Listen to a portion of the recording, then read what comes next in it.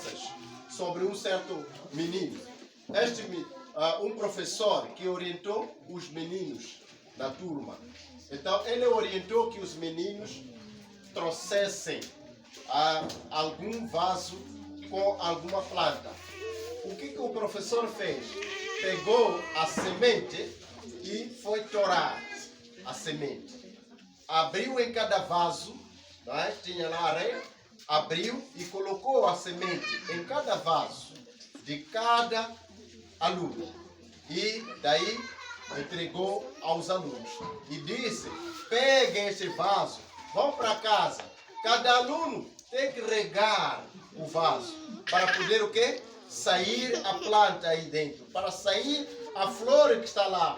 Mas lá tem uma semente que vai brotar, que vai germinar. Então, deu aos alunos todos, mas as sementes estavam toradas.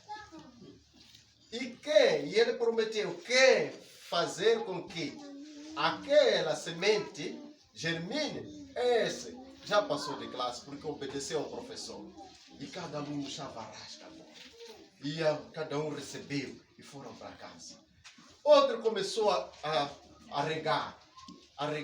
Não saía nada. Ele deu prazo de 14 dias. Porque em condições normais, durante 14 dias a semente tem que germinar. Então, passado uma semana, porque numa semana já mostra sinal, não está a germinar. O outro pega, não está a germinar. O outro pega aí, o outro até ligou para o outro. Mas que tal? O vaso, aquela semente está a sair. Disse nada, não está a germinar nada.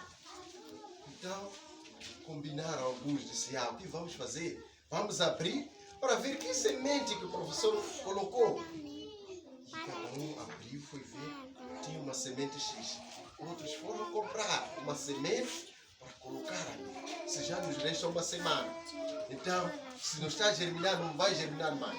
Vamos comprar outra semente, vamos colocar nesse vaso. E outros compraram. Então, a maior parte trouxeram no dia.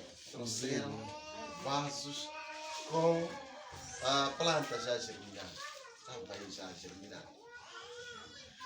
E havia um outro menino que também fez o meio, não conseguiu comprar. Também ele não tinha essa ideia de comprar. Ele disse exatamente, vou entregar como fui dado.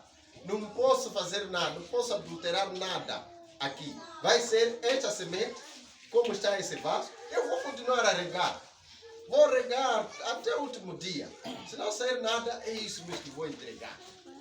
Então, no dia em que o professor chama todos, e aqueles outros apresentaram vasos com planta. Ele trouxe vasos sem nada, estava vazio. Os pais do menino pensavam que realmente hoje é expulsão da criança porque não obedeceu.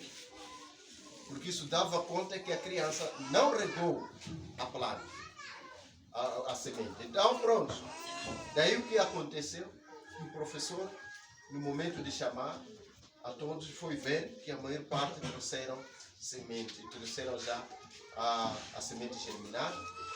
E a única criança trouxe um vaso sem nenhuma semente germinada.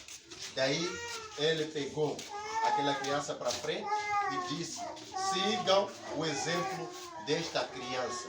Porque esta criança não adulterou nenhuma coisa, não fez coisas a mais. Foi fazer exatamente, ele obedeceu. Ele regou e tudo, mas as sementes estavam toradas. Como é que vocês trouxeram um vaso com a semente germinada? O que aconteceu? E cada um começou a olhar o outro, Falem a verdade o que aconteceu. Outro professor vai dizer, nós, o fato de termos visto que a semente não estava a germinar e passado o tempo, nós achamos melhor de ir comprar para poder colocar no mesmo vaso e tirar as sementes que não estavam bem e colocar as sementes boas e germinaram. Por isso trouxemos aqui. Disse, agora vocês todos reprovaram. E quem passou é esta criança que agora já está no outro nível. Os outros choraram. Os pais, afinal, como assim? Não.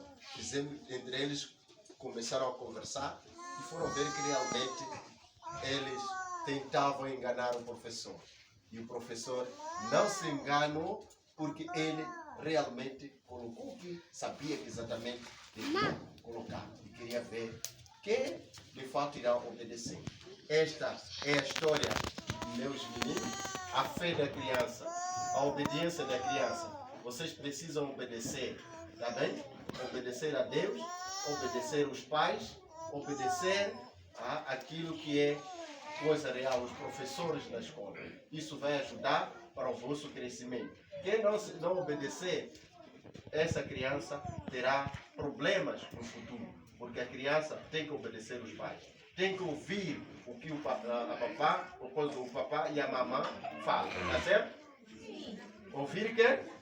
Papá e ouvir o que fala e obedecer. Vejam aqueles alunos, não obedeceram, eles foram comprar outra semente e colocaram para poder germinar. Mas há um menino que obedeceu. Foi lá com o vaso como estava, mas mostrava sinal de que estava sendo regado. Em nome de Jesus, amém.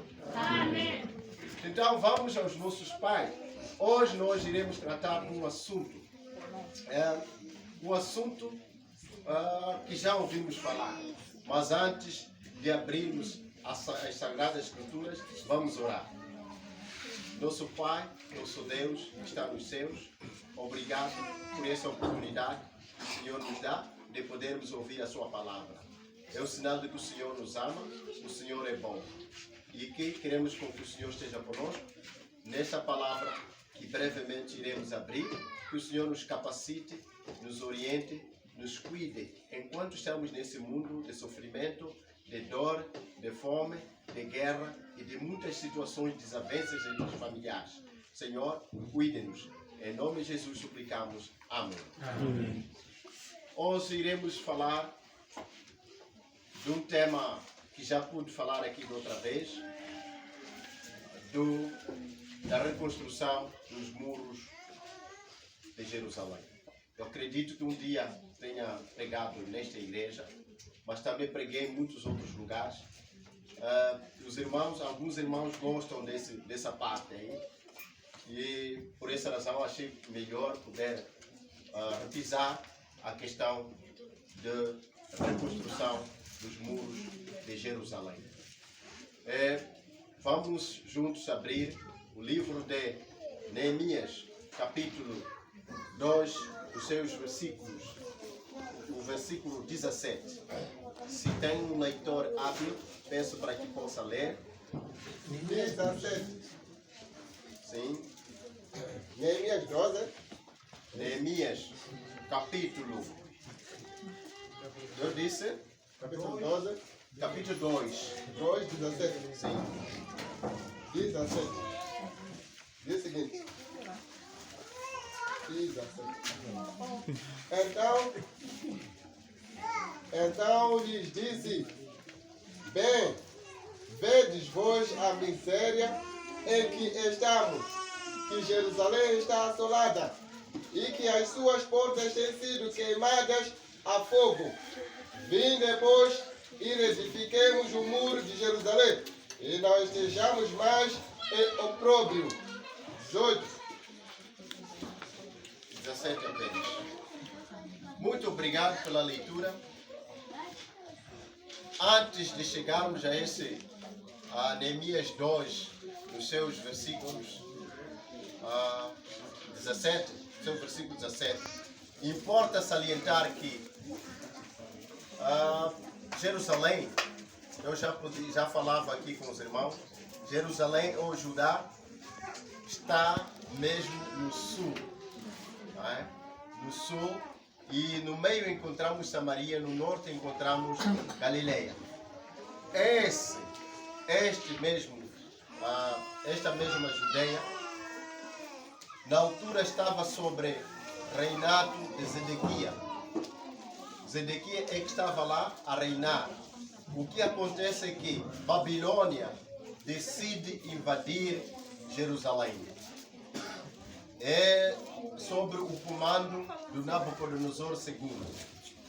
No ano 586, ele sai a Babilônia sai e vai, todo o exército vai para a Judeia, para Jerusalém. E quando chega lá, primeiro tinham que cercar os muros de Jerusalém.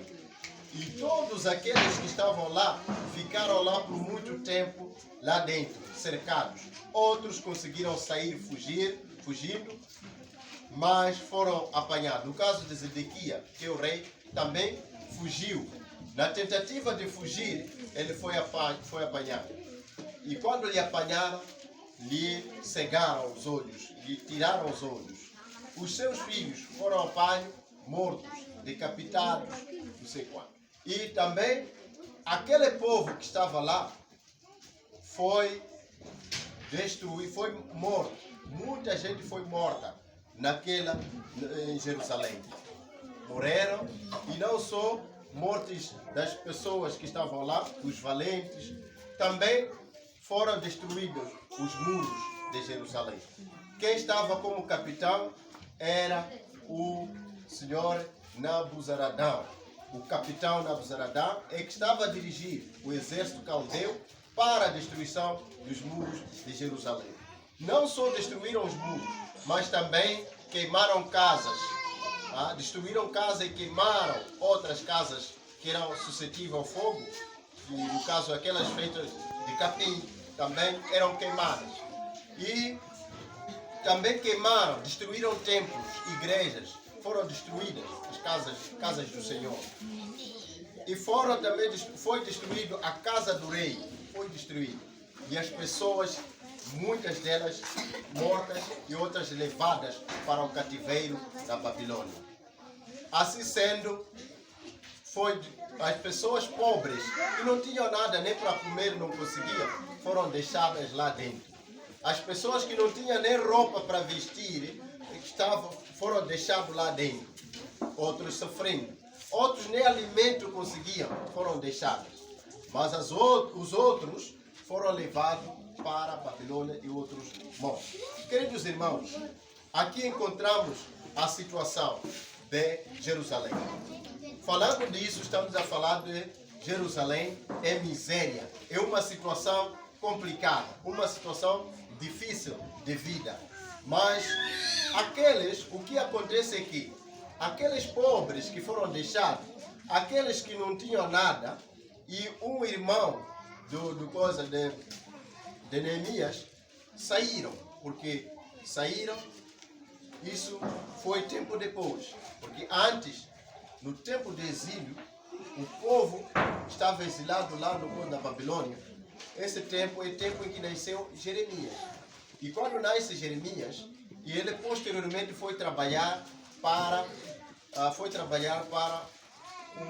o rei Artaxerxes, em Susã, cidade capital da Pérsia. Ele estava lá a trabalhar, exercendo a função de copeiro. Copeiro é a pessoa que prova a comida antes que o rei alimente-se. Então ele alimentava-se primeiro. Ele é quem provava, para evitar o possível envenenamento. Então primeiro passava por Jeremias e depois ia para os outros, para o tal rei. Esse cargo era um cargo de confiança. Cargo de confiança. Não vai confiar a alguém que não, alguém que não é íntimo para poder fazer essa atividade de primeira provação. Não vai passar um veneno para matar o rei. Mas isso não acontecia porque estava lá o Neemias. O que acontece? No capítulo 1, versículo 4, encontramos os homens, encontramos o irmão de Neemias e alguns pobres que sobraram lá no Jerusalém, a ir ao encontro de Neemias, onde estava a trabalhar. Quando lá chegaram e informaram a Neemias que Neemias, a cidade de Jerusalém está em miséria, está numa situação complicada. As pessoas estão sofrendo a fome, as pessoas não têm nada de comer. E pior, os muros estão em miséria. E também as casas todas destruídas estão de qualquer maneira. os sepulcros do seu pai, dos seus pais, estão em miséria também. Neemias, quando ouviu essa mensagem, ficou triste, e muito triste. Querido irmão, eu sei que cada irmão saiu de onde saiu. Outro saiu da terra de onde, outro saiu de Búzios, outro saiu de onde os pais ou os familiares estão lá. É triste você ouvir que a casa do seu pai, a sua família, foram todos destruídos e mortos, e a casa está de qualquer maneira destruída, e ali as pessoas estão a sofrer a fome. Você ouvindo essa mensagem, você vai ficar feliz com essa mensagem? Acredito que não vai ficar feliz. Isso vai te colocar numa situação de tristeza. Você vai ficar triste ouvindo que isso aconteceu. Se calhar são soldados que chegaram lá e mataram seus irmãos. Se calhar são pessoas, grupos de bandidos, chegaram lá, criaram essa tristeza lá. E você, quando ouvir, não vai, de certa maneira, ficar feliz. Vai ficar triste. Também Neemias, no tempo de Neemias, ficou triste quando ele ouviu esta mensagem. E ele começou a ficar cada vez mais triste. Mas alguma coisa ele fez. Ele fez o quê? Ajoelhou, diz que ele chorou, ajoelhou e orou. Mas também jejuou. Ele jejuou. Não só chorou, mas ele jejuou e orou para Deus, a pedir a Deus para que olhe a sua situação. Mas também o Neemias não parou por ali. Neemias cada vez mais ficava triste. E quando o rei Atarxerxes viu o rosto de Neemias, ficou triste também. O que está acontecendo, Neemias? Esse rosto está triste. O que aconteceu? E Neemias fez a questão de lhe explicar o que tivera acontecido. E disse: os sepulcros, eu recebi a informação e os sepulcros dos meus pais estão em ruína, estão mal. Eu preciso de ir para lá para reconstruir também os muros de Jerusalém. A minha família está mal. Eu preciso de ir para lá para reconstruir. E o rei Atarxerxes, olhando para ele, disse: mas agora, como ele estava a exercer um papel importante, disse para ele: quanto tempo que você vai durar lá? Isso é o tempo necessário. Mas o importante é que eu tenho que ir para lá para reconstruir. E o rei Atarxerxes lhe permitiu para que saísse. E ele saiu, organizou tábuas e muita outra coisa, outro material, e foi para Jerusalém. Quando chegou em Jerusalém, a primeira coisa, ele foi olhando em volta, numa noite, foi fazendo observação, antes de construir. Foi observar os muros como estão, todos estavam a dormir. Ele foi espiar como estava, aí, falta isso, fez todo o mapa.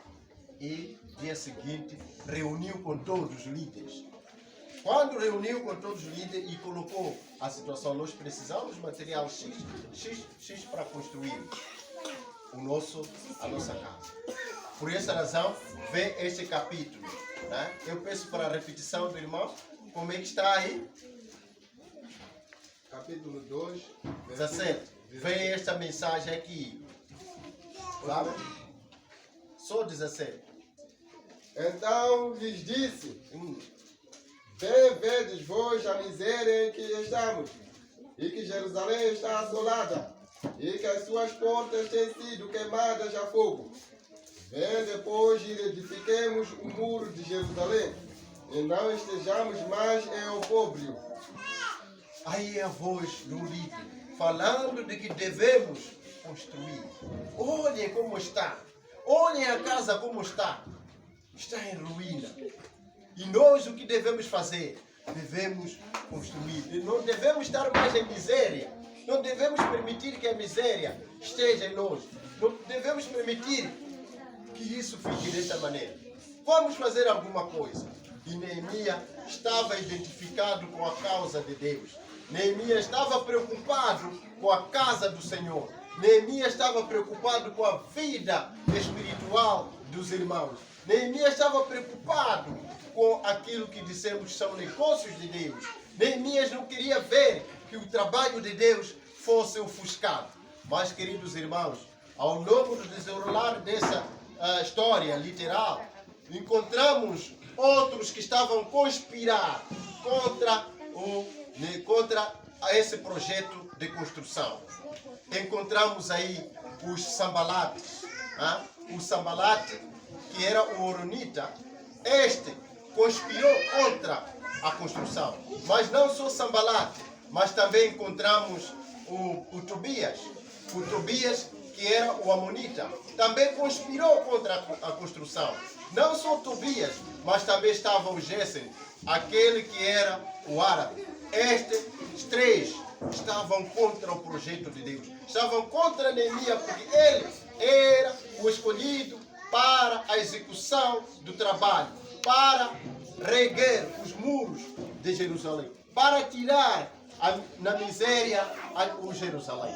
Queridos irmãos, os Sambalates fizeram de tudo. Lutaram para tirar. Outros diziam, no caso de Tobias, Tobias disse, o que estão a fazer é uma brincadeira. Essa construção que estão a fazer não é nada. Porque uma raposa, basta chegar ali e encostar essas paredes, vão cair. Não estão a fazer nada, vocês. Gozando, zombando os outros que estavam a construir. E o Tobias reuniu o povo para poder fazer contra a construção.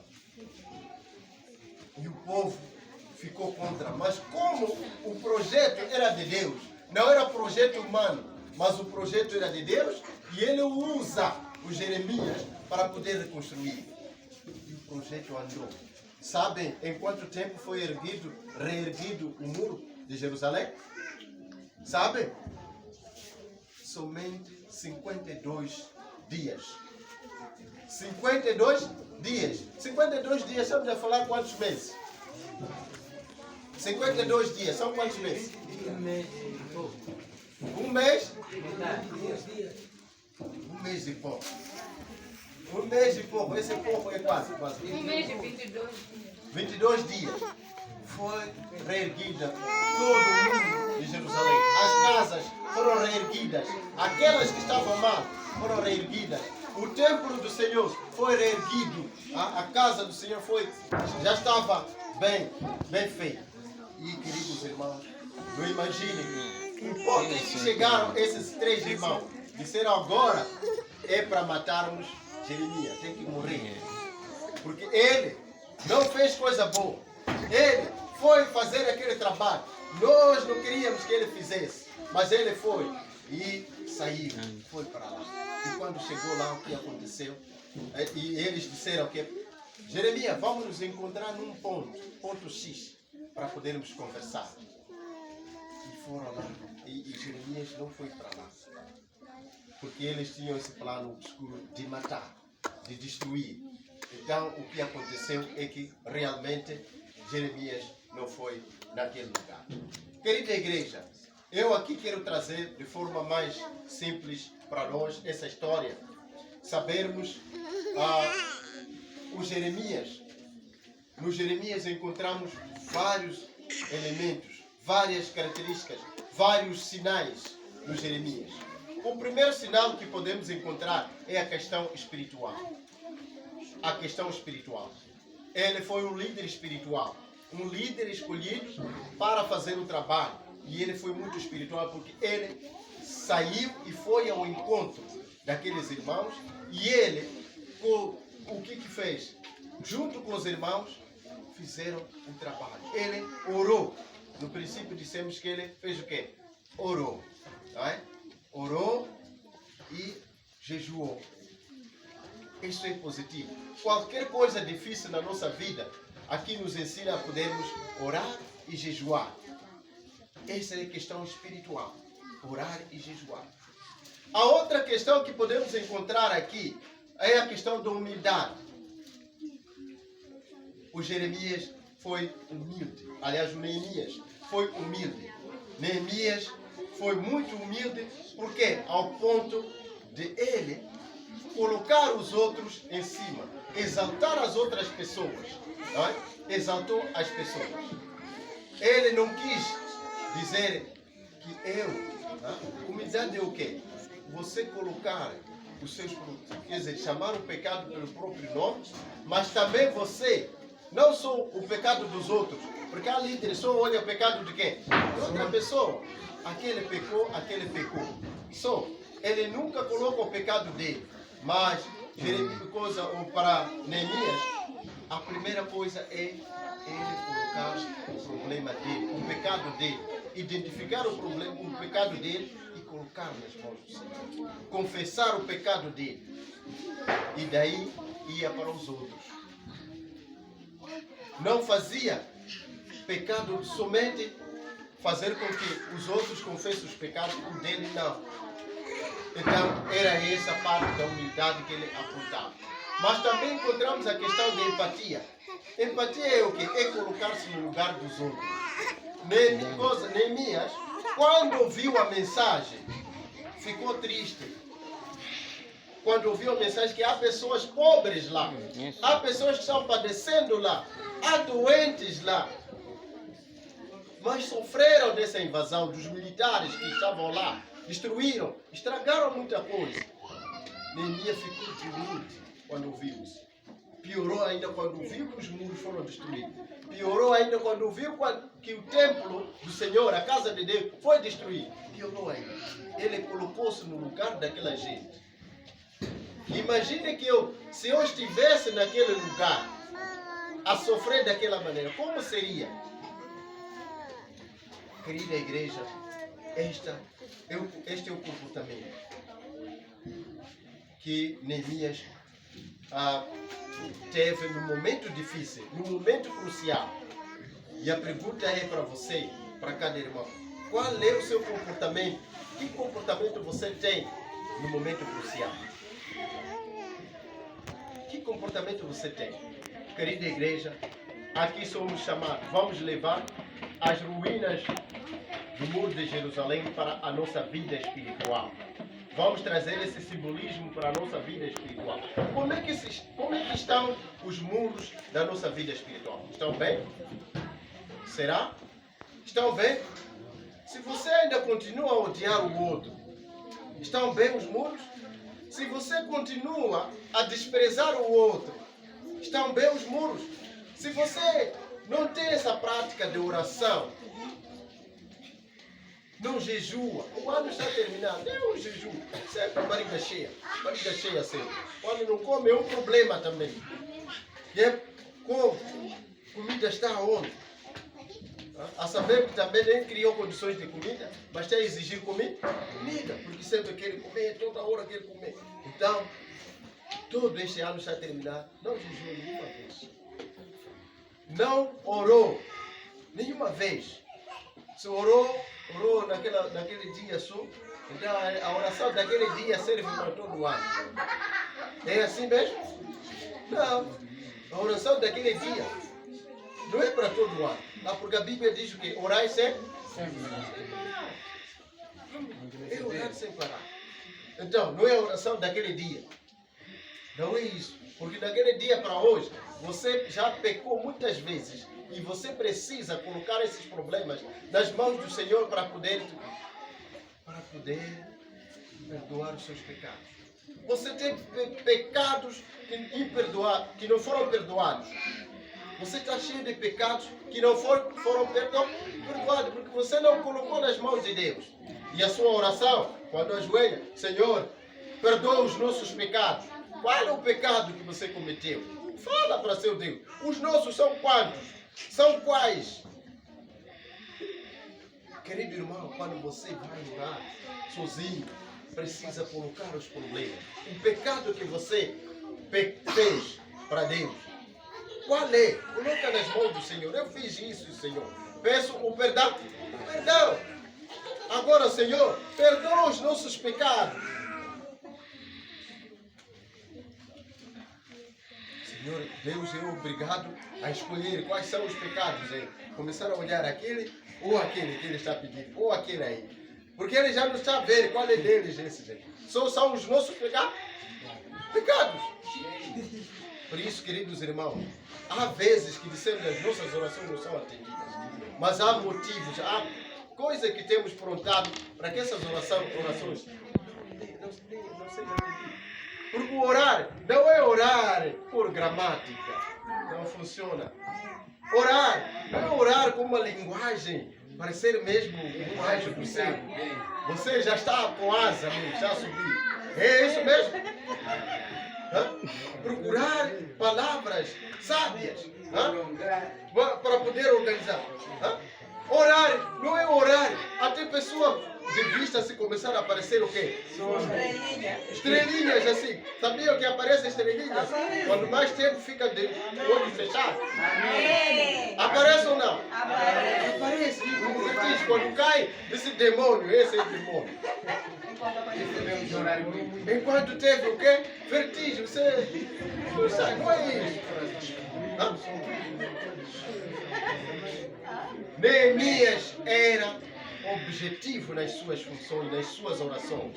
Não era de dar tantas curvas para falar: Senhor, me cuide, me abençoe, esteja com a minha família. Não era de muitas delongas. Mas nós procuramos aí colocar Sócrates, colocar Aristóteles, colocar não sei quem, não sei quem. Nós queremos pedir uma coisinha assim. Por isso, queridos irmãos, nós precisamos de ser sintéticos aqui. E falar, o Neemias apontava o nome, o pecado, chamava o pecado pelo próprio nome. Não era de o nome. E por essa razão, Neemias aqui era um homem forte, um homem que estava dedicado, um homem que queria o avanço da obra do Senhor. Eu aqui não sei se no nosso meio existem os Sambalates, os Tobias, se existe o Gessem. Acho que essa igreja não tem Sambalate. Essa igreja não tem Tobias. Essa igreja não tem Gessem. Tem? Tem? Tem Tobias aqui? Tem Sambalate aqui? Tem? Naquele tempo também havia esse Sambalate. Então somos chamados a tirar esse coração de Sambalate e colocarmos um coração de humildade, um coração que odeia pecado. Então, é este assunto que nós devemos pegar. Devemos olhar os nossos muros da vida espiritual. Os muros da nossa vida espiritual estão bem. Se estão mal, querida igreja, vamos endireitar. Vamos deixar aquilo que fazíamos para uma vida espiritual genuína. Uma vida espiritual, porque o Senhor nos quer quando nós estamos muito alegres. Ele gosta muito quando a gente fica alegre. Vamos olhar aqui João 5. Quando o Senhor fica alegre, quando nós ficamos alegres, Ele também gosta. Gosta. Mas quando ficamos tristes, Ele já não gosta. João capítulo 15, aliás, capítulo 15, verso 11. 15, 11.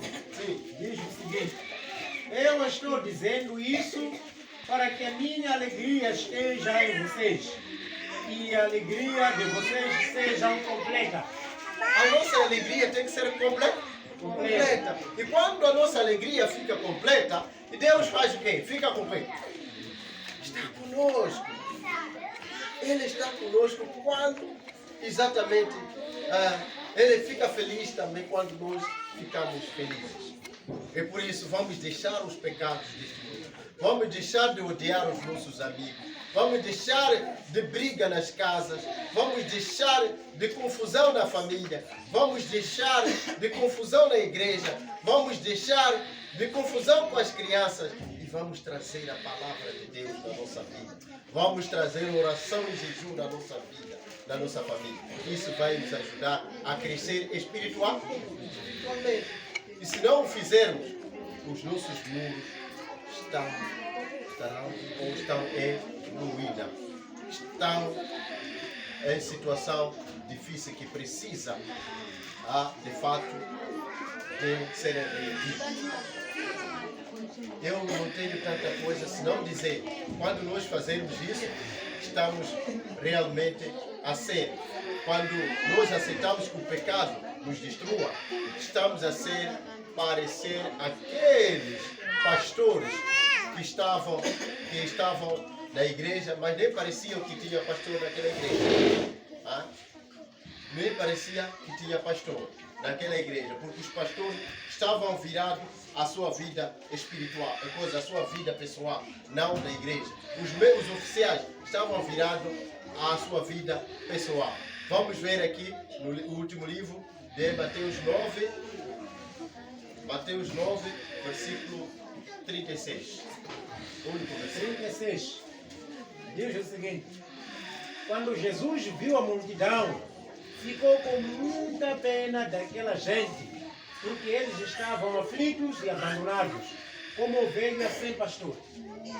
Quando viu a multidão, aquela multidão, e ele de fato ficou triste. Viu como se fossem ovelhas sem pastor, porque cada um estava aí na sua maneira, cada um não sabia o que estava a seguir, cada um não estava, quer dizer, havia problemas espirituais daqueles irmãos. E os pastores também não estavam virados para a palavra de Deus, eram arrogantes e preocupavam com a sua vida, alimentação na sua casa. Não preocupavam com o membro. Os oficiais não preocupavam com o membro. Os oficiais só preocupavam com a sua vida. Comer em casa, ter família, é apenas isso. Não se preocupavam em ir para a igreja. Eram orgulhosos os oficiais.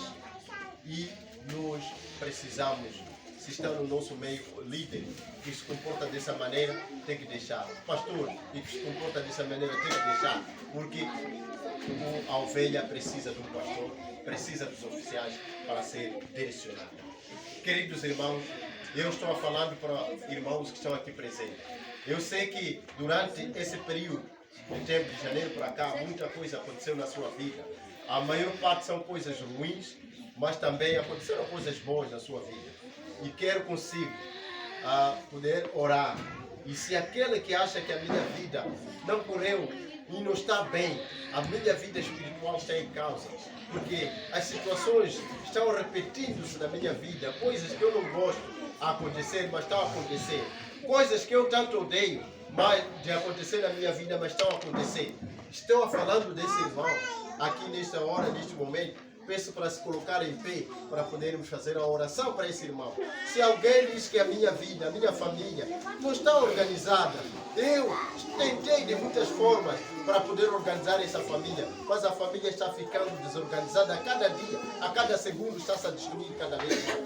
As palavras que saem não são boas, são de confusão. Então, eu quero a intervenção do Espírito Santo na minha vida. Eu quero ser reavivado, eu quero ser renovado espiritualmente. Quero ver este irmão a colocar-se em pé. E vou pedir aqui o diretor do grupo de povo para poder se dirigir aqui em frente para fazer uma oração de intercessão a favor destes irmãos, porque a situação espiritual nossa está cada vez mais a cair. E nós nos alegramos pelo acontecimento do mundo e não olhamos a nossa vida espiritual. E Jesus está prestes a chegar. E se lhe disserem que Jesus chega hoje, qual é a sua situação espiritual? Estará com Jesus ou não? Se não estará, precisamos de nos reavivar a cada dia. E enquanto o diretor vai orando, e cada irmão vai orando silenciosamente e colocar a sua preocupação nas mãos do Senhor, porque somente Ele é quem pode te tirar das lamas, Ele que pode te tirar das situações difíceis. Não é nenhum homem, mas apenas Ele que pode te ajudar na sua vida espiritual. Pode orar e colocar suas preocupações. Vamos orar. Bom Deus, bom Pai que está nos céus, obrigado, Senhor, por nos dar a vida e saúde. Pai, perdoa os nossos pecados que cometemos, somos pecadores. Senhor, estamos aqui, grandes e pequenos. Estamos aqui, pedimos com que o Senhor possa estar conosco nas nossas vidas. Senhor, nós roubamos, nós bebemos, nós matamos, nós adulteramos, todo tipo de pecado que existe nesta terra, nós praticamos. Pedimos com que o Senhor possa transformar os nossos corações.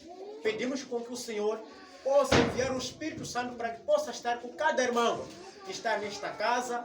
Se está aqui, ele acredita que aqui é o nosso hospital. Querido, pedimos, não só pedimos aqui pecado carnais, nós aqui também espiritualmente estamos a cair. Nós não temos vontade de servir a Deus. Nós acabamos semana, meses que não aparecemos na igreja, que não pegamos a Bíblia, que não lemos, o que nos faz aproximar do seu caminho. Querido, acabamos de ouvir aqui a mensagem. Faz com que essa mensagem que soou aqui possa estar nas nossas mentes e cumprir e fazer cumprir com as outras que não ouviram esta mensagem no dia de hoje. Ouvimos aqui que a igreja de Deus precisa de ser construída. As nossas casas, quando uma parte de chapa está a pingar, nós não pegamos sono. Até fizemos dívida para comprar chapa, para comprar lona para tapar a parte que está a pingar. Mas quando é a igreja de Deus, os nossos corações ficam muito longe. Pedimos com que o Espírito Santo possa nos fortificar nessa parte, para que juntos possamos estar unidos e combater e lutarmos para a casa que o Espírito Santo chega, a casa que nós vamos buscar a salvação para que possa ser digna, porque é a casa que merece respeito. Pai, ser com o nosso pregador e inspira-lhe para que possa mais pregar as mensagens que tocam aos nossos corações. Ouvimos aqui as nossas vidas nos lares, a nossa vida nos empregos. O Senhor, pedimos que possa fazer a sua vontade. Acreditamos que a sua vontade não é nossa, mas não podemos criticar porque não entramos no seu coração, não sabemos o que o Senhor está planejando. Senhor, queremos sair aqui para um pequeno descanso. Antes de estarmos no pequeno descanso, queremos pedir com que no meio de nós existem doentes. Senhor, ouvimos o nome de algumas irmãs, alguns irmãos, e alguns irmãos têm as suas famílias que estão doentes. Senhor, o Espírito Santo acreditamos que não tem limite. Voa até os lugares que existem familiares dos nossos irmãos que estão cá. Toca na parte que lhes doe para que possam se sentir sarados. E também dos nossos irmãos que estão aqui, o Senhor toca a parte que lhes doe, para que eles possam se sentir curados. Nós acreditamos, ouvimos de várias testemunhas e vimos que somos testemunhas que o Senhor opera, cura silenciosamente. Não precisa alguém cair e manifestar para nós acreditarmos. Mas o Senhor, nós acreditamos que é a sua palavra, acreditamos que a sua mão, o seu espírito é de cura, porque o Senhor é de amor. Te pedimos, ser conosco, queremos entrar no pequeno intervalo e também teremos aqui o nosso debate para o nosso reavivamento. Seja porque as ideias que irão ser contribuídas no momento de conversa possam ser as ideias que edificam a sua casa. Te pedimos em nome por amor de Jesus. Amém. Amém. E assim, em pé, vamos entoar número 155 na era adventista.